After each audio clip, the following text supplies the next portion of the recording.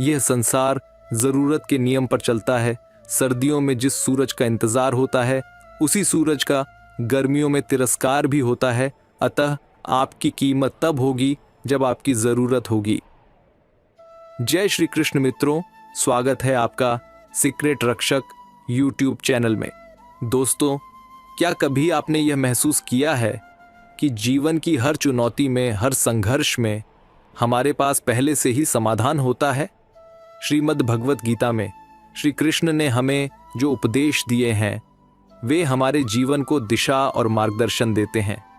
श्री कृष्ण ने हमें सिखाया कि सच्ची शांति और संतुलन कैसे पाया जा सकता है। उनके उपदेश हमें यह बताते हैं कि जीवन की कठिनाइयों का सामना कैसे करना है और आत्मिक संतुलन कैसे बनाए रखना है। तो आइए हम श्री कृष्ण के इन दिव्य संदेशों को समझें और जानें कि कैसे ये हमारे जीवन को सकारात्मकता और प्रेरणा से भर सकते हैं। यह ज्ञान की यात्रा आपको नई रोशनी दिखाएगी। इस अनमोल ज्ञान की यात्रा की शुरुआत करने से पहले कमेंट बॉक्स में जय श्री राधे कृष्ण लिखकर परमात्मा को अपना आभार व्यक्त जरूर कीजिए। श्री राधा रानी की कहानी अनंत और अद्वितीय है। वह प्रेम और भक्ति की देवी हैं, जिनका नाम जपते ही हृदय में एक अनोखी अनुभूति होती है। इस कथा का आरंभ एक छोटे से गांव वृंदावन से होता है, जहां श्री कृष्ण और राधा रानी ने अपनी लीलाओं से संपूर्ण ब्रह्मांड को प्रेम और भक्ति का संदेश दिया। वृंदावन के कुंज गलियों में श्री राधा रानी और श्री कृष्ण की लीलाओं का वर्णन किया जाता है। श्री राधा रानी का सौंदर्य, उनकी मधुरता और उनकी अद्वितीय भक्ति ने सभी गोपियों और ग्वालों को मंत्रमुग्ध कर दिया था।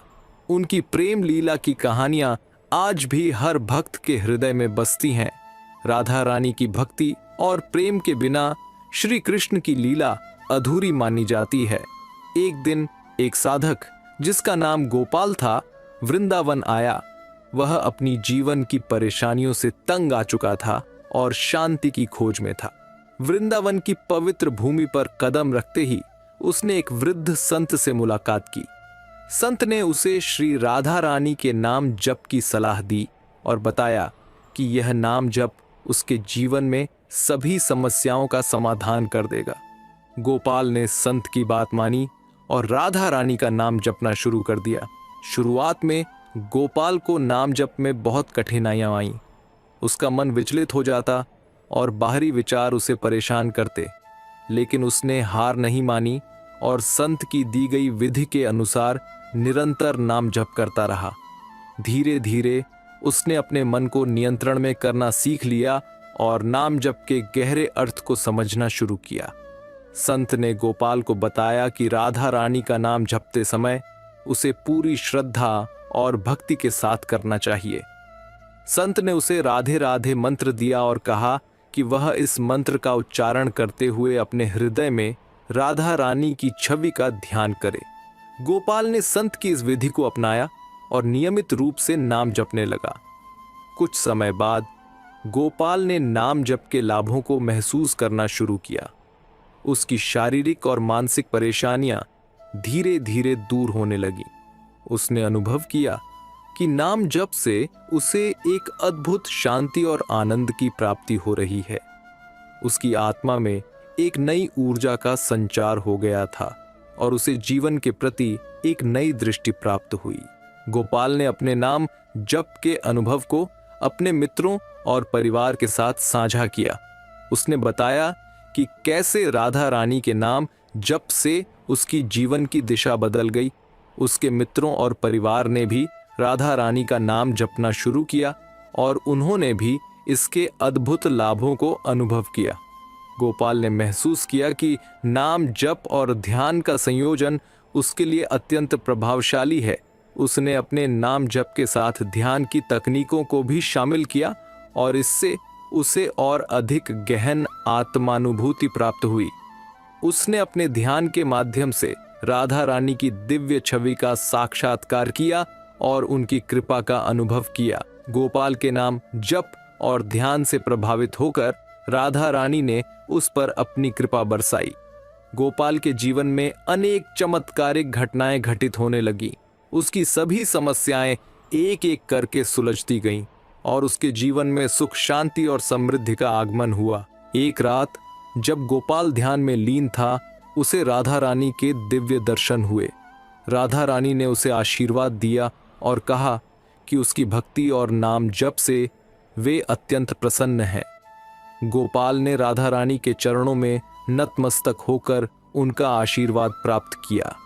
इस अद्भुत अनुभव ने गोपाल के जीवन को पूरी तरह से बदल दिया। गोपाल ने देखा कि राधा रानी का नाम जप करने से न केवल उसकी समस्याएं सुलझीं, बल्कि उसके मित्रों और परिवार की भी समस्याएं हल हो गईं। उसने यह अनुभव किया कि राधा रानी का नाम जप एक अद्भुत औषधि है जो हर समस्या का समाधान कर सकता है। राधा रानी के नाम जप से गोपाल को आत्मानुभूति प्राप्त हुई। उसने महसूस किया कि उसका आत्मा और मन पूरी तरह से शुद्ध हो गया है और उसे एक नई ऊर्जा और शक्ति प्राप्त हुई है। उसने अपनी आत्मा में राधा रानी के प्रेम और भक्ति को अनुभव किया और उसकी आत्मा में एक नई जागृति उत्पन्न हुई। गोपाल ने देखा कि राधा रानी का नाम जप उसकी आध्यात्मिक जागृति का मार्ग प्रशस्त कर रहा है।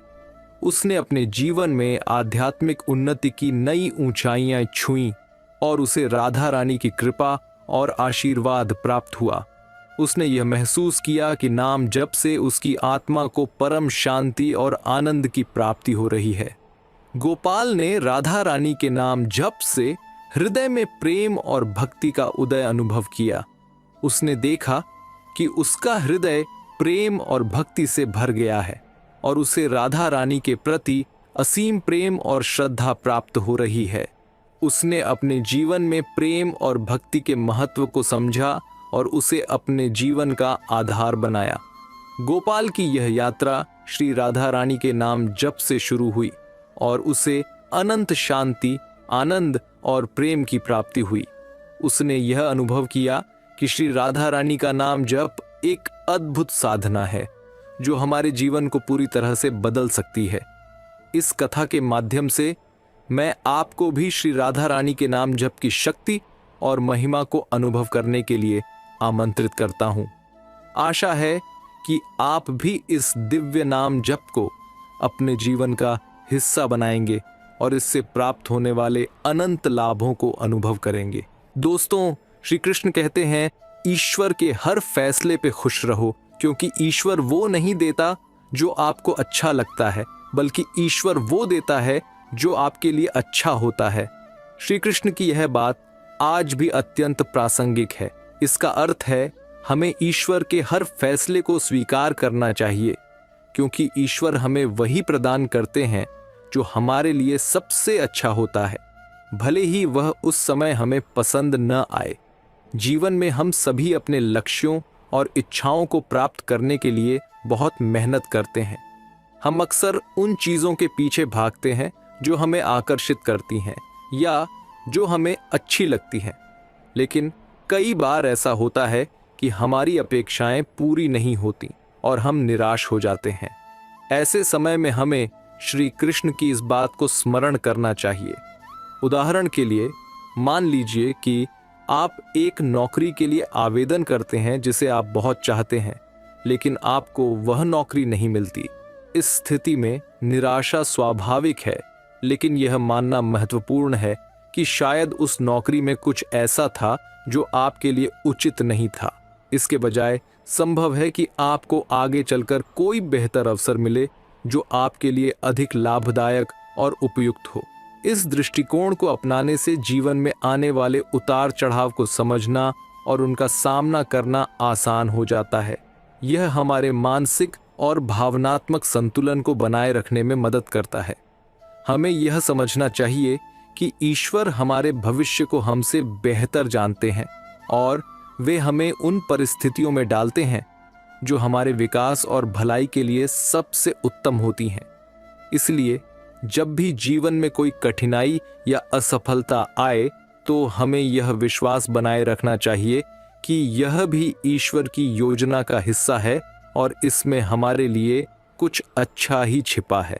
दोस्तों, गीता में लिखा है, जब भक्ति में आपका मन लगने लगे तो यह समझ लेना चाहिए कि यह आप नहीं है जिन्होंने भगवान को चुना है, बल्कि भगवान ने आपको चुना है। जब आपका मन सच्चे दिल से भगवान की पूजा और ध्यान में लगने लगता है तो यह संकेत है कि भगवान ने आपको विशेष रूप से अपने निकट बुलाया है। भक्ति का रास्ता अपने आप में कठिन होता है, लेकिन जब भगवान की कृपा होती है तो यह रास्ता सहज और सुखद हो जाता है। यह मानिए कि भगवान ने आपको अपनी दिव्य ऊर्जा से छू लिया है, जिससे आपका मन उनकी ओर आकर्षित हुआ है।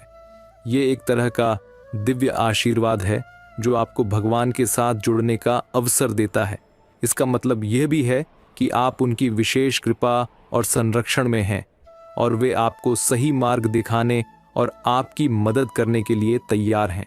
जैसे एक शिक्षक कक्षा में सबसे योग्य छात्र को विशेष रूप से चुनता है और उसे मार्गदर्शन करता है, उसी तरह जब भगवान आपका मन अपनी भक्ति में लगाते हैं तो यह उनकी विशेष कृपा का संकेत है। इसलिए जब भी आपको भगवान की भक्ति में आनंद और शांति महसूस हो तो यह जाने कि भगवान ने आपको अपने निकट बुलाया है। इसे एक बड़ी सौभाग्य और आशीर्वाद के रूप में देखें और भक्ति के इस मार्ग पर आगे बढ़ते रहें। श्री कृष्ण कहते हैं कि इंसान जैसा सोचता है धीरे धीरे वैसा ही बन जाता है। दोस्तों, हमारे विचार हमारी वास्तविकता को बनाते हैं। जिस तरह के विचार हमारे मन में होते हैं उसी तरह हमारा व्यक्तित्व और हमारे जीवन की दिशा भी तय होती है। यदि हम सकारात्मक सोचते हैं और खुद पर विश्वास रखते हैं तो हम अपने जीवन में सकारात्मक बदलाव देखेंगे। वहीं अगर हमारे विचार नकारात्मक और हताशाजनक होते हैं तो हमारा जीवन भी उसी दिशा में बढ़ने लगता है। यह ठीक वैसा ही है जैसे एक बागवान अपने बगीचे में जो बीज बोता है उसी तरह के पौधे उगते हैं। अगर वह अच्छे बीज बोएगा और उनकी सही देखभाल करेगा तो उसे अच्छे फल मिलेंगे। उसी तरह अगर हम अपने मन में अच्छे और सकारात्मक विचार रखेंगे तो हमारा जीवन भी खुशहाल और सफल होगा। यदि कोई व्यक्ति हमेशा यह सोचता है कि वह सफल होगा और कठिनाइयों का सामना करेगा तो वह धीरे धीरे उस दिशा में काम करने लगेगा और अंततः सफल होगा। लेकिन अगर कोई व्यक्ति हमेशा खुद को असफल मानता है और अपने में विश्वास नहीं करता तो उसके लिए सफल होना मुश्किल हो जाएगा। दोस्तों, श्री कृष्ण कहते हैं समय बहुत शक्तिशाली होता है और जब यह बदलता है तो सब कुछ बदल देता है। इसलिए अच्छे समय में घमंड नहीं करना चाहिए और बुरे समय में धैर्य नहीं खोना चाहिए। समय का चक्र लगातार घूमता रहता है। कभी आपके जीवन में सुख और सफलता का समय होता है तो कभी दुख और कठिनाइयों का। जब सब कुछ अच्छा चल रहा होता है तो हमें अपने आप पर गर्व होना स्वाभाविक है, लेकिन हमें इस बात का ध्यान रखना चाहिए कि यह समय भी अस्थायी है। घमंड करने से हम अपनी विनम्रता और सच्चाई खो देते हैं जो आगे चलकर हमें नुकसान पहुंचा सकती है। वहीं जब बुरा वक्त आता है तो हमें धैर्य और साहस नहीं खोना चाहिए। कठिन समय भी अस्थायी होता है और यह जल्द ही बीत जाएगा। धैर्य और सब्र से हम इन कठिनाइयों का सामना कर सकते हैं और आगे बढ़ सकते हैं। एक पेड़ को ही देख लीजिए, जब मौसम अच्छा होता है तो पेड़ हरे भरे होते हैं और फल फूलों से लदे रहते हैं, लेकिन जब सर्दी या सूखा आता है तो वही पेड़ सूख जाते हैं। लेकिन पेड़ अपना धैर्य नहीं खोते और जानते हैं कि अच्छा समय फिर से आएगा। श्री कृष्ण कहते हैं कि मनुष्य के जीवन में सबसे महत्वपूर्ण चीज समय है। जिसने समय का सही उपयोग किया वह हमेशा सुखी रहता है और जिसने अपना समय बर्बाद किया उसे भविष्य में पछताना पड़ता है। समय एक अमूल्य संसाधन है जो किसी के लिए नहीं रुकता। यह हमें हर दिन एक नया अवसर देता है, लेकिन यह हम पर निर्भर करता है कि हम उस अवसर का कैसे उपयोग करते हैं। अगर हम समय का सही उपयोग करते हैं, इसे काम और सकारात्मक कार्यों में लगाते हैं, तो हमें इसका फल जरूर मिलता है। ऐसे लोग जो समय का मान रखते हैं वे जीवन में सफल होते हैं, खुश रहते हैं और अपने लक्ष्यों को प्राप्त करते हैं। दूसरी ओर जो लोग अपना समय बेवजह की चीज़ों में बर्बाद करते हैं, वे न केवल अपने वर्तमान को खराब करते हैं, बल्कि उनका भविष्य भी अनिश्चित हो जाता है। समय को बर्बाद करने का मतलब है अवसरों को खो देना, और जब वे अवसर चले जाते हैं तो हमें केवल पछतावा ही हाथ लगता है। श्रीमद् भगवत गीता में कहा गया है कि आशा और विश्वास कभी गलत नहीं होते। यह हम पर निर्भर करता है कि हमने किससे आशा की और किस पर विश्वास किया। दोस्तों, आशा और विश्वास हमारे जीवन में बहुत महत्वपूर्ण है। ये दोनों ही हमें कठिनाइयों से उबरने और आगे बढ़ने का साहस देते हैं। लेकिन यह भी बहुत महत्वपूर्ण है कि हम किस पर भरोसा करते हैं और किससे उम्मीद रखते हैं। अगर हम सही व्यक्ति या सही चीज पर विश्वास रखते हैं और उससे आशा करते हैं तो हमें सकारात्मक परिणाम मिलते हैं, जैसे कि भगवान पर विश्वास रखना और उनसे सही मार्गदर्शन की आशा करना। भगवान हमें कभी निराश नहीं करेंगे और उनकी कृपा से हमारे जीवन में अच्छे परिवर्तन आएंगे। दूसरी ओर अगर हम गलत व्यक्ति या गलत चीज पर विश्वास रखते हैं और उससे उम्मीद करते हैं तो हमें निराशा ही हाथ लगेगी, जैसे कि किसी धोखेबाज व्यक्ति पर विश्वास करना या असंभव चीजों की उम्मीद करना। जैसे अगर एक किसान यह उम्मीद करता है कि बिना मेहनत किए उसकी फसल अच्छी होगी, तो यह गलत आशा है और उसे निराशा ही मिलेगी। लेकिन अगर वह भगवान पर विश्वास रखता है और कठिन परिश्रम करता है तो उसकी मेहनत का फल उसे अवश्य मिलेगा। श्री कृष्ण कहते हैं कि स्वार्थ से रिश्ते बनाने की कितनी भी कोशिश करें, वह कभी नहीं बनते, और प्रेम से बने रिश्तों को कितना भी तोड़ने की कोशिश करें, वह कभी नहीं टूटते। दोस्तों, जब हम किसी से स्वार्थ के कारण रिश्ता बनाते हैं तो वह रिश्ता टिकाऊ नहीं होता। स्वार्थी रिश्ते सिर्फ अपने फायदे के लिए होते हैं, और जैसे ही वह फायदा खत्म हो जाता है, रिश्ता भी खत्म हो जाता है। ऐसे रिश्तों में कोई स्थायित्व और सच्चाई नहीं होती। दूसरी ओर जब रिश्ते प्रेम और सच्चाई पर आधारित होते हैं तो वे बहुत मजबूत होते हैं। प्रेम और समर्पण से बने रिश्ते हर परिस्थिति में टिके रहते हैं, चाहे परिस्थितियां कितनी भी कठिन क्यों ना हो। ऐसे रिश्तों में आपसी समझ, सम्मान और एक दूसरे के प्रति सच्चा लगाव होता है। श्री कृष्ण और सुदामा की मित्रता एक आदर्श उदाहरण है जो यह बताती है कि सच्चे प्रेम और समर्पण से बने रिश्ते कभी नहीं टूटते। द्वापर युग की बात है। श्री कृष्ण और सुदामा दोनों बचपन के मित्र थे। वे एक ही गुरुकुल में पढ़ते थे और उनकी दोस्ती बहुत गहरी थी। सुदामा गरीब ब्राह्मण परिवार से थे, जबकि कृष्ण वासुदेव और देवकी के पुत्र थे। लेकिन उनके बीच कभी भी भौतिक संपदा का भेदभाव नहीं था। वे एक दूसरे से सच्चे दिल से प्रेम करते थे और एक दूसरे का सम्मान करते थे। समय बीतता गया और कृष्ण द्वारका के राजा बने, जबकि सुदामा अपने गांव में एक साधारण और गरीब जीवन जी रहे थे। वे अपने बच्चों का पेट भर सके उतने भी सुदामा के पास पैसे नहीं थे। सुदामा की पत्नी ने कहा, हम भले ही भूखे रहें लेकिन बच्चों का पेट तो भरना चाहिए ना। इतना बोलते बोलते उसकी आंखों में आंसू आ गए। सुदामा को बहुत दुख हुआ। उन्होंने कहा, क्या कर सकते हैं, किसी के पास मांगने थोड़े ही जा सकते हैं। पत्नी ने सुदामा से कहा, आप हमेशा श्री कृष्ण की बात करते हो, आपकी उनके साथ बहुत मित्रता है, ऐसा कहते हो। वे तो द्वारका के राजा हैं, वहां क्यों नहीं जाते, वहां कुछ भी मांगना नहीं पड़ेगा। सुदामा को पत्नी की बात सही लगी। सुदामा ने द्वारका जाने का तय किया। पत्नी से कहा, ठीक है, मैं कृष्ण के पास जाऊंगा, लेकिन उनके बच्चों के लिए क्या लेकर जाऊं? सुदामा की पत्नी पड़ोस में से पोहे ले आई। उसे फटे हुए कपड़े में बांधकर उसकी पोटली बनाई। सुदामा उस पोटली को लेकर द्वारका जाने के लिए निकल पड़े। द्वारका देखकर सुदामा तो दंग रह गए। पूरी नगरी सोने की थी, लोग बहुत सुखी थे। सुदामा पूछते पूछते कृष्ण के महल तक पहुंचे। दरबान ने साधु जैसे लगने वाले सुदामा से पूछा, सुनिए ब्राह्मण देवता, यहाँ आपको क्या काम है? सुदामा ने जवाब दिया, मुझे कृष्ण से मिलना है, वह मेरा परम मित्र है। अंदर जाकर कहिए कि सुदामा आपसे मिलने आया है। दरवान को सुदामा के वस्त्र देखकर हंसी आई। उसने जाकर कृष्ण को बताया। सुदामा का नाम सुनते ही श्री कृष्ण खड़े हो गए और सुदामा से मिलने दौड़े। सभी आश्चर्य से देख रहे थे, कहाँ राजा और कहाँ ये साधु। कृष्ण सुदामा को महल में ले गए। सांदीपनी ऋषि के गुरुकुल के दिनों की यादें ताजा की। सुदामा कृष्ण की समृद्धि देखकर शर्मा गए। सुदामा पोहे की पोटली छुपाने लगे, लेकिन कृष्ण ने खींच ली। कृष्ण ने उसमें से पोहे निकाले और खाते हुए बोले, ऐसा अमृत जैसा स्वाद मुझे और किसी में नहीं मिला। बाद में दोनों खाना खाने बैठे।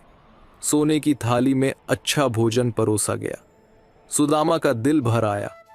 उन्हें याद आया कि घर पर बच्चों को पूरा पेट भर खाना भी नहीं मिलता है। सुदामा वहां 2 दिन रहे। वे कृष्ण के पास कुछ मांग नहीं सके। तीसरे दिन वापस घर जाने के लिए निकले। कृष्ण सुदामा के गले लगे और थोड़ी दूर तक छोड़ने गए। घर जाते हुए सुदामा को विचार आया, घर पर पत्नी पूछेगी कि क्या लाए, तो क्या जवाब दूंगा। जब सुदामा अपने गांव वापस लौटे तो उन्होंने देखा कि उनका पुराना घर अब एक सुंदर महल में बदल चुका था। उनकी गरीबी खत्म हो गई थी और उनके परिवार के लिए अब हर सुख सुविधा उपलब्ध थी। सुदामा ने समझ लिया कि यह सब कृष्ण की कृपा और सच्ची मित्रता का फल है। श्री कृष्ण और सुदामा की मित्रता हमें यह सिखाती है कि सच्चा प्रेम और सच्ची मित्रता कभी स्वार्थ पर आधारित नहीं होती। कान्हा कहते हैं, फूटे हुए पात्र में चाहे जितना भी जल भरा जाए वो कभी भी पूर्ण नहीं हो पाता।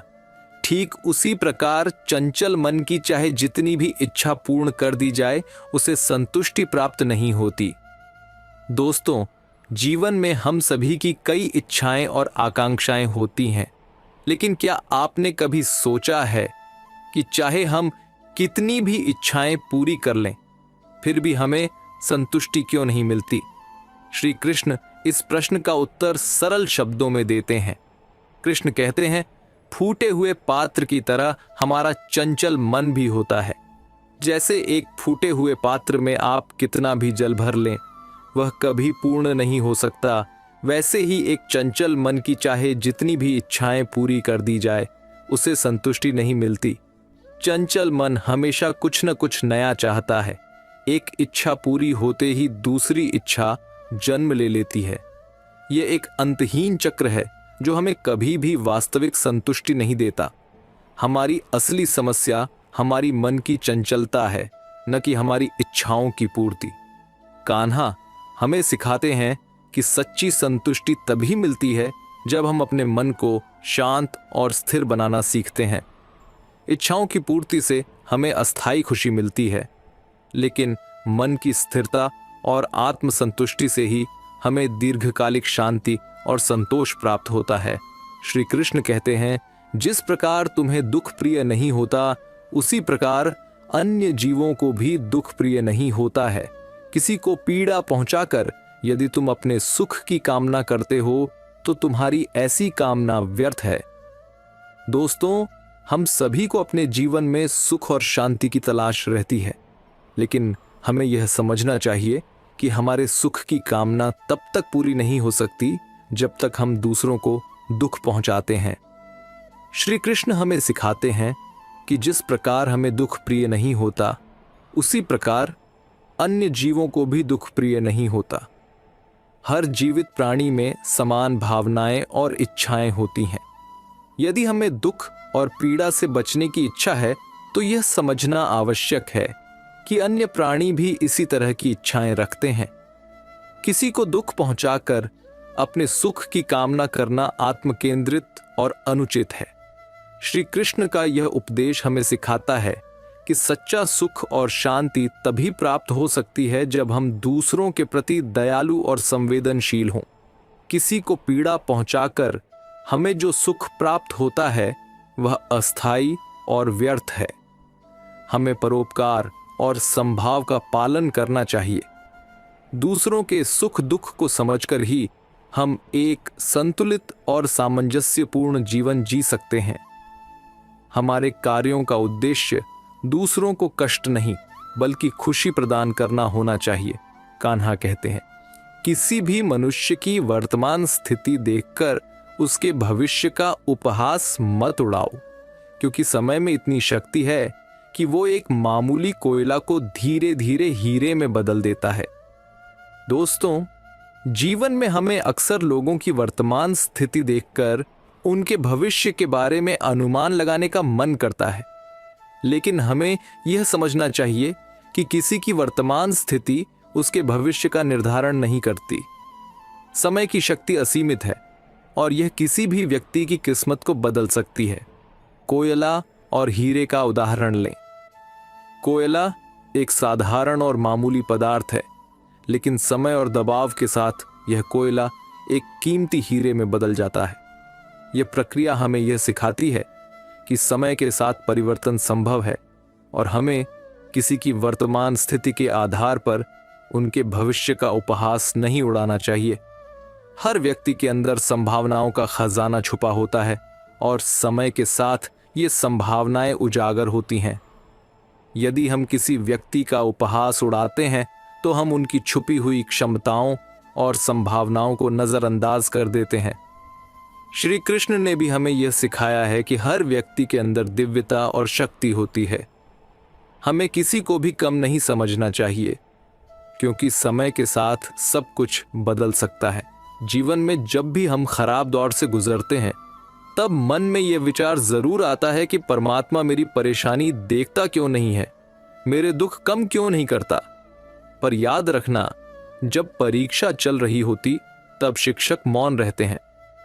दोस्तों, जीवन में हर किसी को कभी न कभी कठिन दौर का सामना करना पड़ता है। ऐसे समय में हम अक्सर सोचते हैं कि परमात्मा हमारी परेशानियां क्यों नहीं देख रहे हैं, हमारे दुख क्यों नहीं कम कर रहे हैं। यह स्वाभाविक है, क्योंकि हम इंसान हैं और दर्द और कठिनाइयों का अनुभव करते हैं। लेकिन हमें यह समझना चाहिए कि कठिन समय जीवन की परीक्षाओं की तरह होते हैं। जैसे स्कूल की परीक्षा के दौरान शिक्षक मौन रहते हैं, ठीक वैसे ही कठिन समय में परमात्मा भी मौन रहते हैं। यह मौन किसी भी तरह से उनकी उदासीनता नहीं है, बल्कि यह हमारे लिए एक अवसर है। परीक्षा के समय शिक्षक हमें हमारी तैयारी का आकलन करने का अवसर देते हैं। इसी तरह जीवन की कठिनाइयां हमें हमारी क्षमताओं और सहनशीलता का परीक्षण करने का अवसर देती हैं। जब हम इन कठिनाइयों का सामना करते हैं और उनसे उभरते हैं, तब हम और भी मजबूत और आत्मनिर्भर बनते हैं। तो दोस्तों, जीवन के कठिन समय में परमात्मा के मौन को उनकी अनुपस्थिति न समझें। यह वह समय है जब हमें अपने भीतर की शक्ति और साहस को पहचानने का मौका मिलता है। जैसे परीक्षा के बाद शिक्षक हमें मार्गदर्शन देते हैं, वैसे ही कठिन समय के बाद परमात्मा हमें सिखाते हैं और हमें आगे बढ़ने के लिए प्रेरित करते हैं। श्री कृष्ण कहते हैं, न किसी के मरने का शोक करो, न किसी के साथ नाता टूटने का दुख मानो। वैसे भी मेरी माया इतनी प्रबल है अर्जुन, कि जिन्हें तू समझता है तेरी मृत्यु बाद शोक करेंगे, सारा जीवन रोते रहेंगे, वो भी असत्य है। मेरी माया के प्रभाव से थोड़े ही दिनों के बाद उन रोने वालों को तुम फिर हंसता खेलता देखेगा। दोस्तों, जीवन में मृत्यु और बिछड़ने का दुख सभी को होता है। यह मानव स्वभाव का हिस्सा है। लेकिन श्री कृष्ण हमें बताते हैं कि इन दुखों को अधिक महत्व नहीं देना चाहिए। उनकी माया इतनी प्रबल है कि जो लोग आज शोक मना रहे हैं, वे कुछ समय बाद फिर से अपनी सामान्य जीवन में लौट आएंगे। माया का मतलब है भ्रम, एक ऐसा आवरण जो हमें वास्तविकता से दूर रखता है। जब कोई प्रियजन हमें छोड़कर चला जाता है तो हमें लगता है कि हम सारा जीवन उस शोक में बिता देंगे, लेकिन समय के साथ हम उस दुख से उबर जाते हैं और फिर से जीवन की खुशियों में खो जाते हैं। श्री कृष्ण हमें यह सिखाते हैं कि यह सब माया का खेल है। हमें इस माया के जाल में फंसकर अपने जीवन को व्यर्थ नहीं करना चाहिए। जीवन में बिछड़ने और मिलने का सिलसिला चलता रहता है और हमें इसे स्वीकार करना चाहिए। आप कोई भी हो, संसार में आए हैं तो संघर्ष हमेशा रहेगा। श्री कृष्ण ने हर परिस्थिति को जिया और जीता। कृष्ण कहते हैं, परिस्थितियों से भागो मत, उसके सामने डटकर खड़े हो जाओ, क्योंकि कर्म करना ही मानव जीवन का पहला कर्तव्य है। हम कर्मों से ही परेशानियों से जीत सकते हैं। दोस्तों, जीवन में संघर्ष अटूट है। यह हमारे विकास और उन्नति का एक अभिन्न हिस्सा है। श्री कृष्ण ने अपने जीवन में विभिन्न संघर्षों का सामना किया और हर परिस्थिति को जिया और जीता। उनके जीवन से हमें यह सीखने को मिलता है कि समस्याओं से भागना समाधान नहीं है। कृष्ण ने हमें सिखाया कि परिस्थिति चाहे कितनी भी कठिन क्यों ना हो, हमें उससे भागना नहीं चाहिए, हमें उसके सामने डटकर खड़ा होना चाहिए। यह हमें मजबूत बनाता है और हमें हमारे लक्ष्य तक पहुंचने में मदद करता है। कृष्ण का सबसे महत्वपूर्ण संदेश है कि कर्म करना ही मानव जीवन का पहला कर्तव्य है। जब हम अपने कर्तव्यों को निभाते हैं और सही कर्म करते हैं तो हम जीवन की परेशानियों से आसानी से जीत सकते हैं। हमें कर्म करते रहना चाहिए, परिणाम की चिंता नहीं करनी चाहिए। जब हम सच्चे मन से और पूरी मेहनत से अपने कर्म करते हैं तो परिणाम अपने आप अच्छा होता है।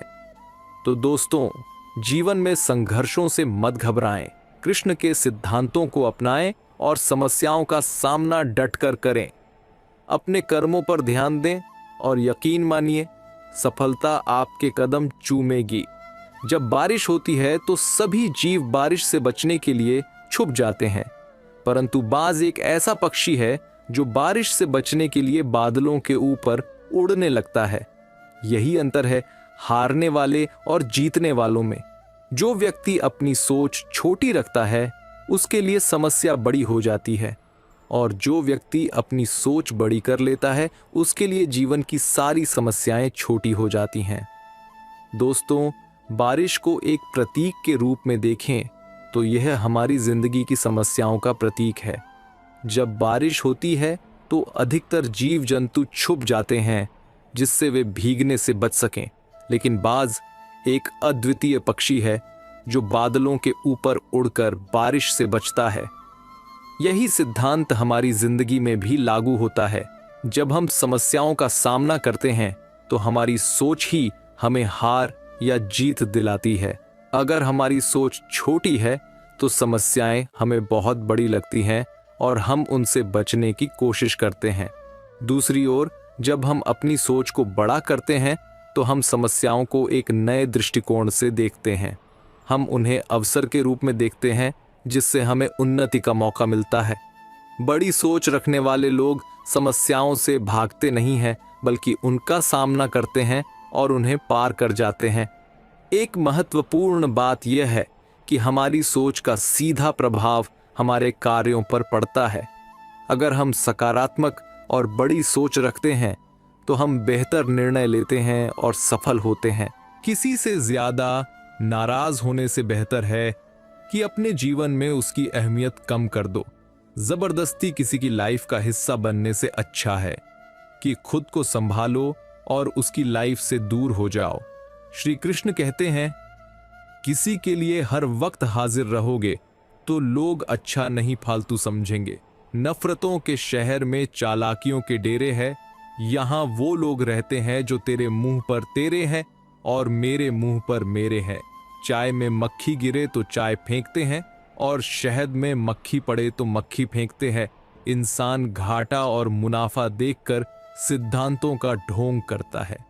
कदर उनकी करो जो तुम्हें बेवजह चाहते हैं, क्योंकि इस कलयुगी दुनिया में ख्याल रखने वाले बहुत कम हैं और तकलीफ देने वाले हजारों। इंसान को कोई चीज इतना नहीं बदल सकती जितना उसके दिल पर गुजरी हुई तकलीफें उसे बदल देती है। रात जितनी काली होती है तारे उतने ही चमकीले होते हैं। उसी प्रकार दुख जितना गहरा होता है ईश्वर उतने ही करीब होते हैं। परेशानी जिंदगी का हिस्सा है। अगर ये नहीं आएगी तो इंसान निखरेगा कैसे? क्योंकि ये परेशानियां ही हैं जो इंसान को जिंदगी जीने का सही मतलब समझाती है। जिंदगी कुल्फी की तरह है, टेस्ट करो या वेस्ट करो, पिघल हो रही ही है। इसलिए टेस्ट करना सीखी, वेस्ट तो वैसे भी हो ही रही है। घंटों बात कर लेते हैं। जो लोग दूसरों की कमियों पर अक्सर वो अपनी एक कमी सुनने पर महफिल छोड़ देते हैं। टाइम उनसे ही मांगो जो आपसे बात करके खुश हो, उनसे नहीं जो आपसे परेशान हो, क्योंकि आजकल लोग बिजी बहुत होते हैं। माँ बाप कभी वादे नहीं करते लेकिन निभाते हैं जिंदगी भर। लोग प्यार में बड़े बड़े वादे करते हैं लेकिन निभाता कोई नहीं है। रिश्तों की कदर करनी है तो वक्त रहते कर लीजिए। बाद में सूखे पेड़ को पानी देकर हरियाली की उम्मीद करना बेकार है। साथ निभाने की औकात ना हो तो किसी से प्यार का नाटक मत करना, क्योंकि आपके मजे के चक्कर में किसी की जिंदगी खत्म हो सकती है। खुद को इतना परफेक्ट बनाओ कि जो आपको देखकर अनदेखा करते हैं वो आपकी एक झलक देखने को तरस जाए।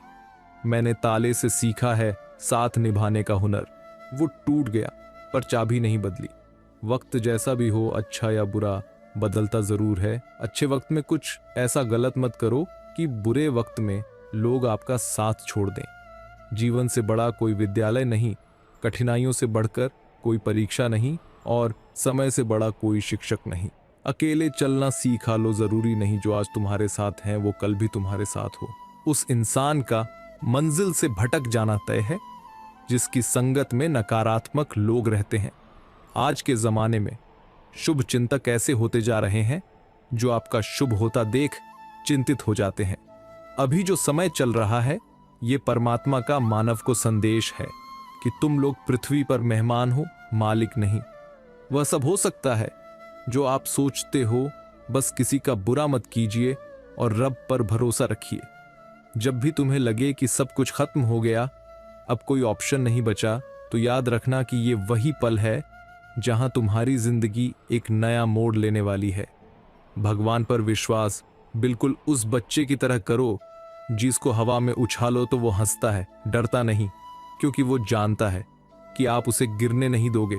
सेवा सबकी कीजिए मगर आशा किसी से मत रखिए, क्योंकि सेवा का सही मूल्य भगवान ही दे सकता है, इंसान नहीं। नियत साफ हो तो एक लोटा जल भी कबूल है, वरना दिखावे का तो 56 भोग भी फिजूल है। हे कृष्ण, तेरे सिवा कहाँ मिलता है कोई समझने वाला? जो भी मिलता है बस समझाकर चला जाता है। हमेशा सपना बड़े से बड़ा देखो। चांद नहीं मिला तो क्या हुआ, आसमान तक तो पहुंचेंगे। भगवान के फैसले पर कभी शक मत करना। अगर सजा मिल रही है एल, तो कोई गलती भी अवश्य हुई होगी। अगर आप सही हो तो कुछ भी सही साबित करने की कोशिश मत करो, बस सही बने रहो। गवाही खुद वक्त दे देगा। वहां बैठकर रोना बहुत सुकून देता है जहां कृष्ण के सिवा कोई और सुनने वाला ना हो। जितना इंतजार वो आपसे करवा रहा है, समय आने पर वो इतना देगा कि संभाल भी नहीं पाओगे। कभी किसी का व्यर्थ अपमान मत करो। आप शक्तिशाली हो, अच्छी बात है, लेकिन समय आपसे भी अधिक शक्तिशाली है, ये कभी मत भूलो। अनुभव कहता है किसी एक इंसान पर पूरा भरोसा करके देखिए, आपको वही इंसान किसी पर भरोसा न करने का सबक सिखाएगा। अच्छे कर्म करने के बावजूद भी लोग केवल आपकी गलतियां ही याद रखेंगे। इसलिए लोग क्या कहते हैं इस पर ध्यान मत दो, अपने कार्य करते रहो। जिस प्रकार तूफान से ठोस चट्टान नहीं हिलती, उसी प्रकार बुद्धिमान लोग प्रशंसा या निंदा से प्रभावित नहीं होते। जिंदगी में बार बार सहारा नहीं मिलता, बार बार कोई प्यार से प्यारा नहीं मिलता है जो पास उसे संभाल के रखना, खोकर वो फिर कभी दोबारा नहीं मिलता। खुश रहना है तो जिंदगी के फैसले अपनी परिस्थितियों को देख कर ले। दुनिया को देखकर जो फैसले लेते हैं वह दुखी ही रहते हैं। कोई कुछ भी कहे, बस अपने आप को शांत रखो, क्योंकि सूरज की किरणें कितनी भी तेज क्यों ना हो, समुद्र सूखा नहीं करते। हमारी जिंदगी में कितनी मुसीबतें आती है, हमें पता भी नहीं होता कि हमारा परमात्मा हमें किस तरह परेशानी से बचाता है। अगर तुम्हें लगता है कि परमात्मा तुम्हें कष्ट के पास ले आए है, तो भरोसा रखिए वो तुम्हें कष्ट के पार भी ले जाएंगे। मन की पीड़ा का कोई अंत नहीं, इसलिए दूसरों को कोसने से कोई लाभ नहीं है। जिस तरह लोग मुर्दे इंसान को कंधा देना पुण्य समझते हैं, काश इस तरह जिंदा इंसान को सहारा देना पुण्य समझने लगते, तो जिंदगी आसान हो जाता। मत सोच इतना कि जिंदगी के बारे में जिसने जिंदगी दी है उसने भी तो कुछ सोचा होगा। मुश्किल वक्त का सबसे बड़ा सहारा है उम्मीद, जो एक प्यारी सी मुस्कान देकर कानों में धीरे से कहती है सब्र करो, सब अच्छा होगा। कदर होती है इंसान की जरूरत पड़ने पर ही, क्योंकि बिना जरूरत के तो लोग मोमबत्ती भी नहीं जलाया करते। कर्म करो तो फल मिलता है, आज नहीं तो कल मिलता है। जितना गहरा अधिक हो कुआं उतना मीठा जल मिलता है। श्री कृष्ण कहते हैं व्यक्ति को सदैव बुराई से बचकर रहना चाहिए। अगर कोई बुरा कर्म करता है तो वो कर्म आपको अपने जीवन में ही भोगना पड़ता है। जिस प्रकार बछड़ा झुंड में भी अपनी मां को ढूंढ लेता है, वैसे ही कर्म का फल आपको हजारों की भीड़ में भी ढूंढ लेगा। जो व्यक्ति सदैव हंसता खेलता मुस्कुराता रहता हो, अगर वो अपने स्वभाव से भिन्न हो जाए, अर्थात चुप गुमसुम उदास रहने लगे, तो समझना उसके हृदय में एक दर्द है। उस दर्द ने उसे कमजोर बना दिया है। जिसमें व्यक्ति के पास संपूर्ण धन दौलत ऐश्वर्य वैभव सब है मगर संतुष्टि नहीं है, उस धन दौलत का कोई अर्थ नहीं है, क्योंकि वो व्यक्ति सदैव असंतुष्टि की स्थिति में रहता है। जिसके पास संतुष्टि है वो थोड़े में भी संतुष्ट रहता है। कोई बुरा कार्य करते हो या अच्छा कार्य करते हो, आपको लगता है कोई देख नहीं रहा है, लेकिन आप ये क्यों भूल जाते हैं, आप जो भी कुछ कर रहे हैं भगवान की दृष्टि सदैव आप पर बनी हुई है। इसलिए आप ये ना समझे कि आप अकेले हैं, भगवान सदैव आपके साथ होते हैं। जो मन में आए उसे खुलकर पूरे मन से करो, क्योंकि एक बार जो वक्त गुजर गया तो वो वक्त दोबारा नहीं आने वाला है। भरोसा रखे, जब हम किसी का अच्छा कर रहे होते हैं तब हमारे लिए भी कहीं कुछ अच्छा हो रहा होता है। भगवत गीता में लिखा है, जिस समय कोई समस्या जन्म लेती है उसके साथ ही उसका समाधान भी जन्म लेता है। दुनिया में रहने की दो सबसे अच्छी जगह है, या तो किसी के दिल में रहो या किसी की दुआओं में रहो। जब भी मेरी पीठ पीछे कोई बात करता है तो मुझे खुशी होती है, कम से कम उनकी मेरे मुंह पर बोलने की औकात तो नहीं है। जीवन के सफर में हम उस दिन बड़े हो जाते हैं जब अपने आंसू खुद ही पोंछकर फिर खड़े हो जाते हैं। जो तुम्हें नहीं समझ सकता वे तुम्हारा दर्द कभी नहीं समझेंगे। जिस इंसान ने बुरे वक्त में आपका साथ दिया हो, अगर आप उसको धोखा देते हैं तो ईश्वर आपको कभी माफ नहीं करता। जरूरत से ज्यादा मिला उसको नसीब कहते हैं, सब कुछ है फिर भी रोता है उसको बदनसीब कहते हैं, और वो जो जिंदगी में थोड़ा कम होकर भी हमेशा खुश रहता है उसको खुशनसीब कहते हैं। किसी को कोई फर्क नहीं पड़ता कि आप किन हालातों में जी रहे, आपको खुद से ही अपने हालात बदलने होंगे। लोग कहते हैं कि समय के साथ दर्द कम हो जाता है, लेकिन सच तो यह है कि इंसान को उस दर्द को सहने की आदत हो जाती है। सेहत के लिए योग और किसी की जरूरत पर सहयोग दोनों ही जीवन बदलते हैं। मनुष्य कितना भी गोरा क्यों ना हो, परंतु उसकी परछाई सदैव काली होती है। मैं श्रेष्ठ हूं यह आत्मविश्वास है, लेकिन सिर्फ मैं ही श्रेष्ठ हूं यह अहंकार है। सोच अच्छी होनी चाहिए, क्योंकि नजर का इलाज तो मुमकिन है पर नजरिए का नहीं। अच्छी किताबें और अच्छे लोग तुरंत समझ में नहीं आते, उन्हें पढ़ना पड़ता है। जिंदगी में हौसला कभी मत हारना, क्या पता हौसला भी तेरे हारने का ही इंतजार कर रहा हो। अगर आप अपनी मुसीबतों का सामना नहीं कर सकते हैं तो आप अपने जीवन में कुछ बड़ा नहीं कर पाएंगे। दुश्मन से ज्यादा खतरनाक वो है जो दोस्त बनकर धोखा देते हैं। किसी को धोखा देकर ये मत सोचो कि वो कितना बेवकूफ है, ये सोचो कि उसे तुम पर कितना भरोसा था। अपना और पराया क्या है, मुझे तो बस यही पता है, जो भावनाओं को समझे वो अपना, और जो भावना से परे हो वो पराया। जो दूर रहकर भी पास हो वो अपना, और पास रहकर भी दूर हो वो पराया। रिश्ते ऐसे बनाओ जिसमें शब्द कम और समझ ज्यादा हो, झगड़े कम और नजरिया ज्यादा हो। दीपक मिट्टी का है या सोने का ये महत्वपूर्ण नहीं है, बल्कि वो अंधेरे में प्रकाश कितना देता है ये महत्वपूर्ण है। उसी तरह मित्र गरीब है या अमीर ये महत्वपूर्ण नहीं है, बल्कि वो आपके मुसीबत में कितना साथ देता है यह महत्वपूर्ण है। गिरना भी अच्छा है, औकात का पता चलता है, बढ़ते हैं जब हाथ उठाने को तब अपनों का पता चलता है। भरोसा अगर श्री कृष्ण पर है तो जो लिखा है तकदीर में वही पाओगे, और अगर भरोसा खुद पर है श्री कृष्ण वही लिखेंगे जो आप चाहोगे। श्री कृष्ण ने कहते हैं, जिसने सीख लिया कि कब, कहां और कैसे बोलना है, उसकी जिंदगी में सफल होने से कोई नहीं रोक सकता। जैसे कमान से निकला तो और वापस नहीं आ सकता, वैसे ही मुंह से बोले गए शब्द कभी वापस नहीं आते।